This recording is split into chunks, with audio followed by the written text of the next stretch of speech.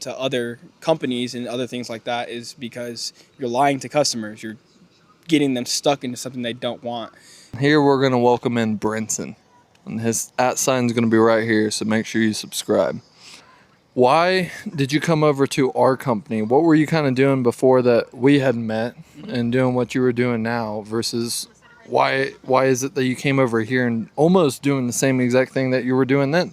So, honestly, this is like one of my favorite things to talk about.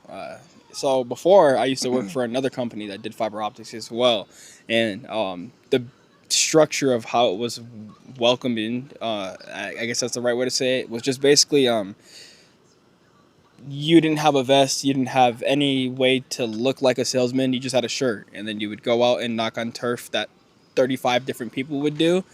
Um, they kind of gave you a pitch that was incorrect, it was very misleading, and it was kind of the one thing that you don't want to do as a salesman, and the other reason why you don't want to get into other companies and other things like that is because you're lying to customers. You're getting them stuck into something they don't want, and that's kind of what I was doing before. And kind of just went through the grapevine and kind of figured some stuff out and kind of moved on. And then one day met you. Ian was going through, one of our other buddies, Ian, he's a freaking dog as well.